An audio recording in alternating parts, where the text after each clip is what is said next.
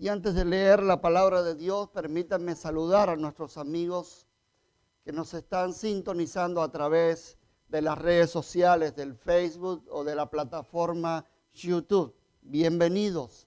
Ojalá que el mensaje de esta mañana pueda responder a las inquietudes de sus corazones. Les saludamos desde acá, desde la Iglesia Adventista del Séptimo Día de Boca Ratón. Su familia es una comunidad de fe que siempre abre sus puertas para recibir a aquel que busca de Dios. Gracias por adorar con nosotros. En un partido de béisbol ocurrió una jugada entre la tercera base y la primera, quienes al no ponerse de acuerdo cometieron un error que determinó la derrota del equipo. Ambos jugadores perdieron el estribo, perdieron el control y buscando un responsable de la derrota comenzaron una discusión acalorada que terminó manchando el espectáculo ante 65,000 espectadores. Al día siguiente, antes de volver a iniciar el juego, todavía yacía en la mente de aquellos espectadores la triste discusión entre dos compañeros de un mismo equipo. Pero todos se vieron sorprendidos cuando ambos salieron al terreno y lo primero que hicieron fue empuñar micrófono y decir lo que en esta mañana le da título al mensaje. Dijeron esto: señores, perdónennos, somos del mismo equipo. Si ganamos, ganamos los dos. Y si perdemos, perdemos los dos porque somos del mismo equipo. Y mientras contemplaba este escenario, me preguntaba, ¿será que ocurre lo mismo dentro del liderazgo de la Iglesia de Dios en Boca Ratón? Me pregunto hoy, ¿será que anhelamos todos un día habitar bajo un mismo cielo y una misma bandera, bajo un mismo rey? ¿Somos o no somos del mismo equipo? En la oración sacerdotal de San Juan, capítulo 17, encontramos lo que consideramos la mayor preocupación de Jesús por su iglesia. Y San Juan capítulo 17, los versículos 20 en lo adelante, marca el deseo de Dios para esta iglesia. Dios estaba preocupado no por el calvario que se avecinaba, no por las torturas a las cuales sería sometido, sino a las relaciones entre los pueblos o personas de un mismo pueblo. San Juan 17, versículo 20, dice así: mas no ruego solo por estos, sino también por los que han de creer en mí por la palabra de ellos, para que sean uno, como tú, oh Padre, estás en mí y yo en ti, que también ellos estén en nosotros, para que el mundo crea que tú me enviaste. La gloria que me diste les he dado para que sean uno, así como nosotros somos uno. Yo en ellos y tú en mí, para que sean perfectos en unidad, para que el mundo sepa que tú me enviaste y que los amaste tal o tanto como me has amado a mí. Palabra de Dios. Oramos. Bendito Padre, gracias, porque como pueblo o iglesia estamos aquí rindiéndote lo mejor de nuestras vidas. Y es por eso, Padre, que al abrir tu palabra necesitamos la asistencia del Espíritu Santo. Necesitamos entender la importancia de ser uno solo como pueblo, como familia, uno en ti, así como tú eres uno con el Padre. En el nombre de Jesús. Para que sean uno. Esa era la preocupación. Y ese sigue siendo el desafío para la iglesia. El sueño de Dios es que la iglesia sea una familia, un mismo pueblo, que tengan una misma unidad y una misma dirección. Así como Cristo y el Padre son uno, Jesús desea que nosotros lleguemos a ser perfectos en unidad. Y la razón por la que Dios quiere que nosotros alcancemos ese derrotero es porque el argumento más poderoso en favor de los incrédulos es la unidad que manifiesta la iglesia de Dios. Ese pensamiento se repite en San Juan capítulo 17, versos 20 al 23, para que sean uno, para que el mundo conozca que tú me has enviado. El argumento más poderoso en favor de la fe de los que no son creyentes es la unidad que se respira dentro de los que decimos ser pueblo de Dios. La señora Elena White expresa, y esta mañana haciendo una búsqueda cibernética entre los libros que más leo, encontré esta cita que les quiero compartir. Ella dice: la unidad de la iglesia es la que la capacita para ejercer una influencia consecuente sobre los incrédulos y mundanos. ¿Qué le da capacidad a la iglesia? ¿Qué es lo que hace que la iglesia sea un agente creíble ante el mundo? Que seamos uno. La unidad de la iglesia, dice la señora White. Muchos hoy no entran a la iglesia porque entre nosotros hay divisiones. Thomas Manson decía, gran predicador bautista, excelente evangelista, él decía estas palabras: divisiones en la iglesia conducen a ateísmo en el mundo. Y si entre nosotros hoy existen espacios vacíos dentro de nuestra congregación, es porque todavía no hemos alcanzado el ideal de Dios. Es porque todavía no hemos alcanzado ser uno con Cristo, así como Cristo y el Padre son uno. El eslogan de esta mañana debe ser: unidos venceremos. ¿Cuál debe ser? Dígaselo al que está a su lado. Unidos venceremos. Pero si ese es nuestro eslogan, si en la unidad está la fuerza, si en la unidad está la victoria, Satanás dice: divido y fracturaré el sueño de Dios. Satanás trabaja continuamente para destruir y socavar el ideal de Dios para esta iglesia. Lo triste de esto es que a veces nosotros somos los colaboradores inmediatos del diablo para desestabilizar, destruir la unidad de la iglesia.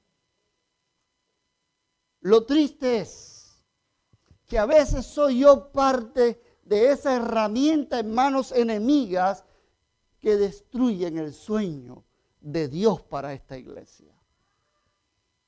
Cada vez que la iglesia experimenta un divorcio, Satanás está dividiendo a la iglesia. Un anciano de 87 años esta semana me dijo: tuve un matrimonio por 40 años. 40 años es bastante tiempo. Y él me dijo: pero finalmente un día el árbol se secó y cometí la estupidez más grande que pude haber cometido en toda mi vida: separarme de mi esposa de 40 años, madre de mis hijos. Y me dijo, nunca más me volví a casar, pero aprendí la lección: el peor matrimonio es mejor que un divorcio. Y cada vez que la iglesia abraza el divorcio como una opción a una crisis, se fractura la iglesia. Los hijos no saben con quién se van a ir. Hijos errantes como gitanos, un fin de semana con papi, un fin de semana con mami. Por lo general no saben qué camino o dirección tomar. Cada 25 segundos ocurre un divorcio. Y de 5, 4 personas dentro de la iglesia adventista se están divorciando. Y es terrible ese cuadro, porque está demostrando la versatilidad del enemigo de Dios para destruir y fracturar la iglesia de Dios. ¿Cuáles son las herramientas que hoy día el diablo utiliza para destruir la unidad de la iglesia? A veces es el chisme. Y déjenme decirle, organicemos el concepto de un chisme. Yo sé que en esta iglesia no hay chismosos,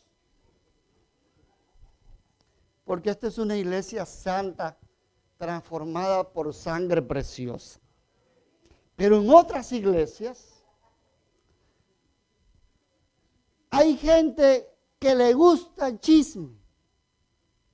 Cuénteme, cuénteme. No me diga. Y un chisme es una verdad repartida sin autorización. Escuche, no es decir mentira, porque eso sería calumnia. El chismoso es aquel que transporta y a veces le pone un poquito más de su cosecha personal para avivar una crisis que puede desencadenar en una fractura para la iglesia. El otro día fui emplazado por una persona enojada en mi iglesia. Y la chica me dice, pastor, necesito que hablemos 5 minutos. Y le digo, sierva, cuando yo la vi tan elevada, dije, vamos a aterrizarla con una oración. Y le dije, sierva, vamos a orar antes de abrir la palabra de Dios. Y me dice, yo no voy a orar, ore usted. Y le digo, ¿por qué no vas a orar? Y me dijo, porque estoy muy enojada con usted. ¿Y por qué usted está enojada? Déjeme orar primero. Y oré para que el escudo del Espíritu me librara de las balas. Y me dice, pastor, ¿por qué en la junta de la iglesia usted se opuso a mi plan? ¿Por qué usted se expresó en términos neutrales si usted sabe que esto es una bendición y esto lo está direccionando Dios? Y yo dejé que ella, es importante que la gente se desestrese. Y le digo, sierva, usted estaba en la junta. Y me dice, no, pero me lo contaron. ¿Usted quiere decirme quién se lo contó? No. Entonces no tenemos nada que hablar. porque a esta mesa le falta una pata. Porque a veces la gente saca de contexto lo que uno dice.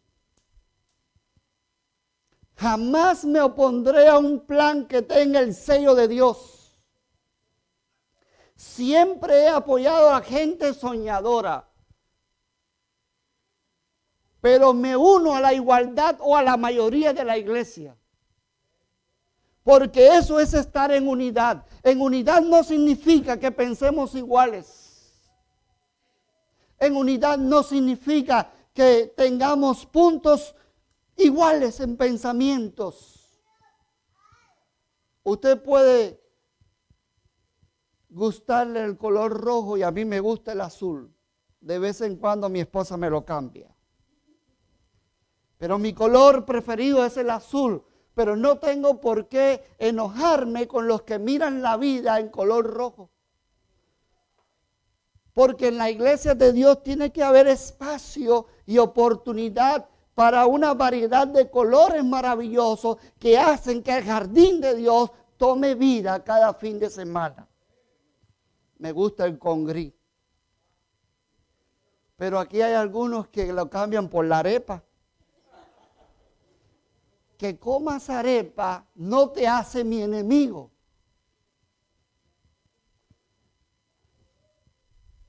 Que comas tamales tampoco te hace más santo. Que te guste el tomate no te hace más espiritual. Tengo que aceptar a mis hermanos con sus diferencias, gustos y preferencias tal y como son, porque es en la variedad donde está la hermosura y la sabrosura. Pero a veces los latinos nos exacerbamos un poco y nos enojamos, si somos cubanos más. Porque los cubanos hablan como enojados. Tengo una hermana mexicana que en una reunión por primera vez asistía a nuestra congregación cubana en Hialeah. Y estábamos los cubanos que somos una de las pocas culturas donde todo el mundo habla y se entiende. Eso es un don de Dios. Y allá está Osvaldito conversando con alguien y de pronto yo estoy conversando con mi hermano y de pronto paro la conversación que le digo y yo, sí, Osvaldito, tú tienes razón, yo estaba ahí ese día y sigo con él. Y la gente dice, están locos esta gente. Porque tenemos la capacidad de conversar con unos y estar también oyéndolo todo. Estamos como Timoteo en la pelota y en el boxeo. Pero hay una cuestión. Y es que a veces no nos respetamos los criterios. Y eso revela inmadurez, traumas. Disculpe. La mexicana me dijo, ¿cómo te gusta? Yo pensé que no eras parte. Me dice, pastor. No, porque les voy a contar. Les voy a contar. Estábamos en la iglesia y de pronto se levanta un cubano y dice, porque yo en Cuba tenía más de lo que tengo acá. Decir eso en una iglesia de cubanos es buscarse un dolor de cabeza. Porque allá se levantó otro y le dijo, eso es mentira. Y este otro le dice, tú me estás diciendo mentiroso. Y hermano, se formó la guantanamera. Y la hermana mexicana que estaba así, de repente se levanta y se va para acá. Y se sentó en una esquinita donde no llegaran los golpes. Y yo me doy cuenta y la asisto y le digo, no se preocupe hermana, están conversando. Dice, menos mal que no estaban juntos porque se hubiese terminado a puño. Digo, no, es que conversamos así. El problema es que no sabemos respetar las ideas de cada cual. Y cuando alguien disiente conmigo, lo pongo en lista enemiga. Y digo, él es mi enemigo. ¿Por qué? Porque él disiente conmigo, porque él prefiere otro partido político, porque él tiene otra manera de ver la vida. Hermanos queridos, la unidad de Cristo nos lleva al respeto y al amor mutuo a pesar de nuestras diferencias. A pesar de nuestras diferencias. Cuando Jesús dijo, yo quiero que ellos sean uno, Jesús lo que está diciendo es, necesitan aprender a amarse, a tolerarse y a respetarse. Aunque no pensemos igual. Y cuando la iglesia vota en mayoría, yo, si amo de verdad esta iglesia, me uno al criterio de la mayoría. Porque eso es mantener unidad, eso es dejarse guiar por el Espíritu Santo, eso es dejar que Dios direccione la historia de esta congregación y la historia de nuestras vidas. Yo amo el deporte, mi esposa lo odia. Porque a mi esposa la sacaron del ballet por el cuerpo que tenía. A ella le gustaba el ballet cuando pequeña, pero ella tenía piernas bien talladas y tenía un cuerpo con 12 años, parecía una mujer. Y la profesora le dijo, mira, métete a belleza o algo de eso, pero aquí no puedes dar porque ¿quién te va a cargar?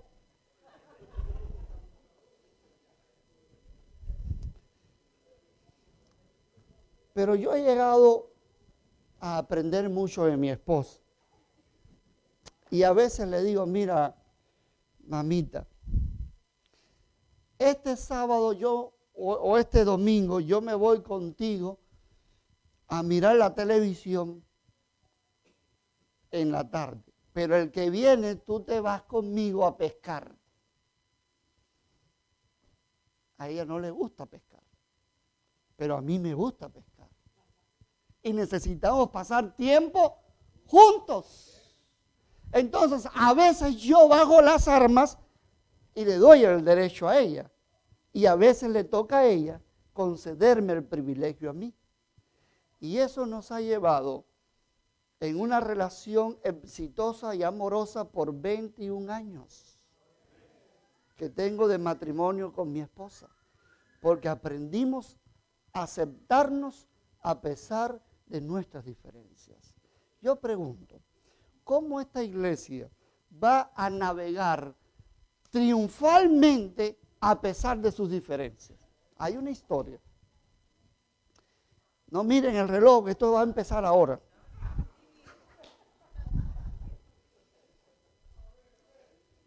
Éxodo capítulo 17. ¿Hay comida aquí, Osvaldito, hoy? Hay uno. Gloria a Dios. No, voy a aterrizar en 15 minutos. Voy para allá. 15 minutos. Yo necesito un voluntario. Patriarca, venga usted conmigo. Yo le calculo, ¿qué edad tiene usted, hermano? 77. ¿Y usted? Venga conmigo. Perdone usted. Venga conmigo. Porque esta historia que se narra en Éxodo capítulo 17, siéntese ahí, patriarca. Dicen en mi país, en la tierra de José Martí, al que no quiere caldo se le dan 3 tazas. Yo creo que sea una persona que le gusta mucho la publicidad, pero ahí te voy a sentar hoy. Usted va a ser la estrella después de Jesús. Mire, dice así la palabra de Dios. Éxodo 17, versículo 8 en lo adelante. Entonces vino Amalek y peleó contra Israel en Refidín. Y Moisés dijo a Josué, escógenos hombres y sal a pelear contra Amalek. Mañana yo estaré sobre la cumbre del collado con la vara de Dios en mi mano. Y Josué hizo como Moisés le dijo y peleó contra Amalek. Y Moisés, Aarón y Hur subieron a la cumbre del collado. Y sucedió que mientras Moisés tenía en alto su mano, Israel prevalecía. Y cuando dejaba caer la mano, prevalecía Amalek. Pero las manos de Moisés se cansaban, porque Moisés tenía más de 80 años. Entonces sus manos se cansaban, dice el texto. Entonces tomaron una piedra y la pusieron debajo de él, y se sentó en ella. Aarón y Hur lo sostenían sus manos, uno de un lado, el otro del otro, y así estuvieron sus manos firmes hasta que se puso el sol. Y Josué deshizo a Amalec y a su pueblo a filo de espada.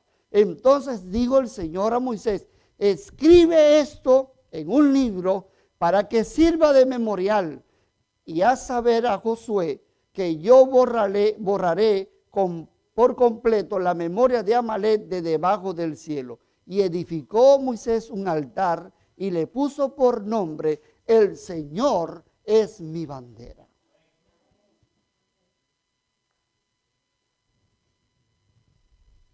400 años haciendo ladrillos es mucho tiempo. 400 años sin ser libre es enterrar tu juventud y tu vida y tus sueños. Eso pasaba en la historia de Israel. 400 años siendo un inmigrante en tierra ajena, comiendo una comida que no es propia de su cultura, no es vida para aquellos que soñamos. Y en medio de esa situación, Israel clama a Jehová, y Jehová decide traer a tierra de libertad a su pueblo. Fue entonces cuando Dios levantó a un hombre llamado Moisés, lo comandó, lo puso sobre la cabeza del pueblo y le dijo: tú vas a ser su pastor, ellos harán lo que tú digas, yo te hablaré a ti, tú hablarás al pueblo y les voy a dar dirección, libertad y vida. El pueblo salió y frente al Mar Rojo clamaron a Jehová. Moisés el pastor, junto con los dirigentes y el pueblo, pasaron del otro lado del mar cantando el himno de victoria. Pero tan pronto pisaron la península del desierto, salió contra ellos un enemigo brutal, cuyo nombre es Amalec. Amalec es símbolo de las pasiones carnales. Amalec es el enemigo que nunca viene frente a usted, nunca viene mirándole a los ojos, nunca expresa lo que siente delante de usted, mirándole su rostro. Amalec siempre ataca por la espalda. Porque Amalec, aunque es poderoso, es cobarde. Y hoy día hay muchos hermanos en nuestra congregación cayendo en la arena del desierto, víctima de adulterio, de fornicación, de codicia, de inmundicia. Por eso la iglesia de Boca Ratón es un vivo reflejo del pueblo de Israel en tierra de Egipto. Pero gracias a Dios todos somos llamados a salir de Egipto. El problema no es salir de Egipto, el problema es sacarnos a Egipto del corazón. Porque aunque Dios nos ha traído a tierra de libertad, muchos hoy vivimos en nuestro corazón las mismas experiencias que cuando estábamos en Egipto. Pero llegó el momento de actuar. Y la vida tiene tiempo para todo. Hay un tiempo para dejar de preocuparse y comenzar a trabajar y actuar. Y ahora, frente a la realidad de una amenaza, de un pueblo tan poderoso, de un ejército que decía: los voy a derribar, los voy a destruir, el pueblo de Israel, acabaditos de salir al desierto, sin armamento, sin experiencia militar, sin un líder con preparación, ahora tienen que acudir a Dios. Y Dios dice: yo voy a ser su bandera. No se dejen amedrentar. El enemigo no los va a destruir. Moisés, tú eres el líder, tú eres el pastor. Organiza la iglesia en grupos. Y lo primero que hace el pastor Moisés es llamar a Josué. Usted va a ser Josué, venga acá. Y le dice al pastor: póngase de pie, Moisés, póngase de pie. Venga acá, Josué. Le dice el pastor Moisés con más de 80 años: Josué, Jehová me ha dicho que escojas a los jóvenes. Búscate 4 muchachos y te vas para allá atrás. Muchachos, ahí están. 4 o 5 jóvenes. Escoge a los más jóvenes de Israel. Y esos jóvenes tienen que tener menos de 50 años. Y se van a ir para allá con su líder, con Josué. Y se van a ir al campo de batalla. Porque ustedes son un elemento importante en esta iglesia. Los jóvenes tienen su rol en esta iglesia. Los jóvenes son llamados a servir y a pelear por la iglesia. Los jóvenes son el motor impulsor de la iglesia. Querida iglesia, los jóvenes tienen un papel importante dentro del plan de Dios para usted. Así que Moisés, el pastor, dijo a Josué, búscate a los jóvenes y vayan al campo de batalla. Yo subiré a la cumbre del collado. Y me van a acompañar los ancianos Aarón y Hur. ¿Dónde están los ancianos? Baldi, ven para acá. Aarón y Hur, ¿dónde están el resto de los ancianos? Vengan acá los ancianos de la iglesia. Estaremos en la cima del collado. Y el resto del pueblo también son importantes porque ustedes cuidarán de nuestra propiedad. Las mujeres es importante. Los ancianitos de más de 50 años son importantes. Los niños son importantes.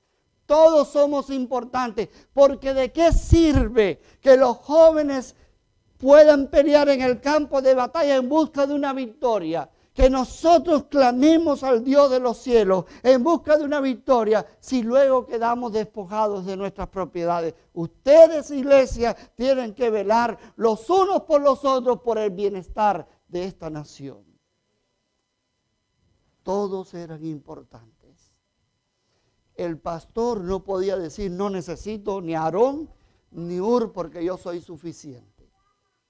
Los ancianos no podían decir no necesitamos del vetusto pastor de 84 años que ya comienza a patinarle la azotea. Todos estaban necesitando, había necesidad de una armonía, porque lo que se experimentaba aquí se proyectaba al pueblo, a los jóvenes y a su líder, Josué. Los jóvenes no podían decir no necesitamos del pastor. Ni necesitamos el consejo de los ancianos, porque ya ellos tuvieron su tiempo, ya se les fue el avión, ellos no saben lo que es el Facebook, ellos tampoco saben lo que es YouTube, ellos no saben lo que es Snapchat. Aquí nosotros somos los que tenemos que tomar el bastón. Ellos no podían decir eso. Todos se necesitaban. Todos eran un pueblo armónico, bajo la armonía del Espíritu Santo. Dios estaba dirigiendo al pueblo. Unos luchaban en el campo de batalla. Otros luchaban en la cima del collado. Otros luchaban cuidando las propiedades. Pero cada cual se necesitaba. He aquí la primera lección que te dejo. Iglesia, no taches a tu hermano aunque piense diferente a usted. Todos se necesitan en esta iglesia. El otro día leí una frase que me hirió el corazón. Y la frase decía, el único ejército que mata a sus heridos es el cristianismo. El único. Todos nos necesitamos. Escuche, dile al que está a su lado, te necesito. Te necesito. Eres importante, eres valioso. Te necesitamos, nos necesitamos los unos a los otros. Bajo la armonía de Dios, nos estamos necesitando. Pero ¿qué pasaba? Moisés levantaba sus manos a Dios y clamaba por los muchachos que estaban en el campo de batalla. 84 años es mucha edad. 84 años fuera de una oficina sin aire acondicionado, cuidando ovejas en el desierto, comiendo lo que apareciera, no es una vida fácil. 84 años es mucho tiempo, pero 84 años con unción de Dios es más que 20 sin unción. Porque lo que estaba experimentando, ¿qué usted hace con la mano, va? Lo que estaba experimentando el pastor era algo extraordinario. Él había sido llamado por Dios para liderar a un pueblo. El pastor levantaba sus manos, símbolo de dependencia de Dios. El pastor levantaba sus manos unidos con Dios. Cuando en la iglesia de Dios existen pastores, ancianos o dirigentes que aprendan a levantar sus manos diciéndole al Señor, solo lidero porque tú me has llamado, en la iglesia habrá poder. En la iglesia habrá unción. En la iglesia habrá éxito. No habrá batalla que esta iglesia enfrente que caiga derrotada. Porque cuando la iglesia tiene dirigentes ungidos, hay respeto sobre los unos y los otros. El pastor levantaba sus manos. Y la unidad que se experimenta con Dios se proyecta a nivel horizontal. Cuando una persona es tocada por Dios, ungida por Dios, esa persona siembra paz, amor, armonía por donde quiera que vaya. Esa persona se convierte en un modelo. Los jóvenes respetan los líderes que son unidos y se dan a respetar. Los miembros de la dirección de la iglesia saben cuando su pastor habla en nombre de Dios. El tono de su voz, el brillo de su rostro es un ejemplo de lo que Jehová va a hacer por la iglesia. Así que Moisés levantaba sus manos. Y cuando Moisés levantaba sus manos, ¿qué pasaba? Los jóvenes vencían. Oh, hermanos queridos, esta iglesia necesita de líderes que aprendan a levantar sus manos por los muchachos.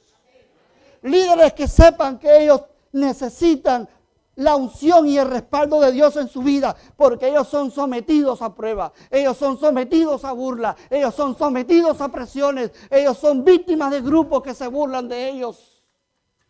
Necesitan ellos el respaldo de su pastor y de sus ancianos. Y cuando el pastor levantaba sus manos, ellos vencían. Pero las manos de Moisés tenía 80 años. Moisés baja las manos.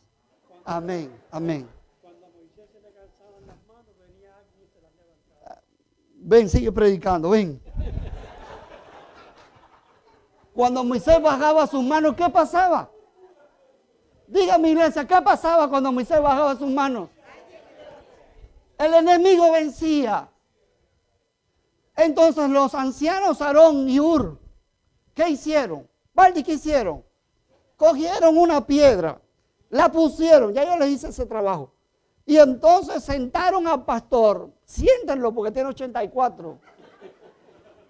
Y sostenían su mano, el uno de un lado y el otro de la otra. Iglesia de Dios, junta de la iglesia, te invito a mirar al collado. Eso es liderazgo con éxito.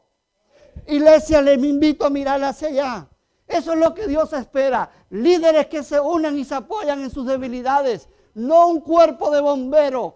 No necesitamos un ejército enemigo. No necesitamos un grupo táctico. Necesitamos gente que ame la iglesia, respeta a su pastor y cubra sus debilidades.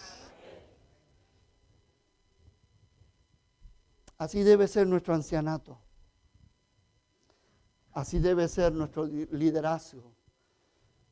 Así debe ser el miembro de la iglesia, cuidándonos los unos a los otros. Porque tu debilidad puede ser mi fortaleza y mi fortaleza es tu debilidad. Pero cuando aprendemos a cubrir nuestras faltas unos a otros, hay poder, unción, cristianismo y éxito en la iglesia de Dios. Eso es lo que Dios espera de esta iglesia. Eso es lo que Dios necesita en esta iglesia. Los ancianos nos dijeron, bueno, vamos a llamar a Rogel Álvarez que el pastor ya está fundido. ¿Dijeron eso? No. Vamos a llamar a la conferencia, ¿dijeron eso? Decidieron unirse en la debilidad de su líder para sostener sus manos. Y así permaneció Moisés hasta que se puso, ¿qué cosa? Y cuando el sol se puso, ¿cuál fue el resultado? ¿Cuál fue el resultado? La victoria es una garantía, iglesia. La victoria es una garantía porque necesitamos estar en armonía con Dios. Cuando hay unción con Dios, cuando hay unidad vertical, entonces hay poder horizontal. Eso es lo que Dios busca en la iglesia. Solo así podremos cumplir el sueño de Jesús por la iglesia. Que sean uno, así como Padre tú en mí y yo en ti, que ellos también sean uno en nosotros, para que el mundo crea que tú me enviaste. Eso significa cerrar fila. Eso es trabajar en equipo. Y eso es lo que Dios espera de esta congregación. Una iglesia armónica, unida y apoyándose los unos de los otros. Una vez un líder me dijo, el día que me vaya de esta iglesia, la iglesia se muere. Porque él creía que el centro de la iglesia es él. Es que hay miembros que tienen complejo de centro de mesa. Yo les voy a decir esto. Si por ahí pasa un espíritu a manera de rana pensando eso, te voy a decir, el centro de esta iglesia es Jesucristo. Ojalá que permanezca con nosotros. Pero si un día un viento te saca de acá, no creas que la iglesia se muere. Porque si tu interés por la iglesia no es una prioridad, la iglesia la pasa mejor sin ti. Es una cita de la hermana White. ¿Qué va a hacer esta iglesia esta tarde? Yo voy a callarme porque yo no tengo más que decir.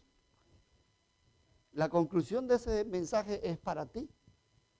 Tú sabes lo que debes hacer.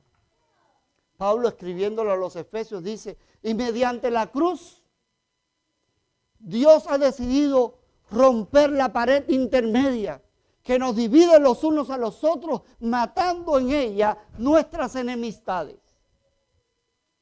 Lo que está diciendo Dios es lo siguiente: necesito gente que quieran formar parte del equipo de Dios en esta tierra.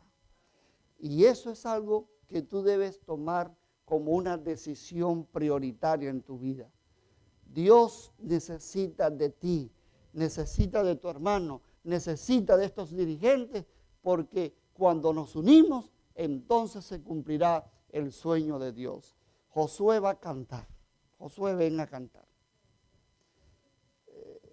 Este muchacho va a cantar un himno. Y yo voy a hacer un llamado.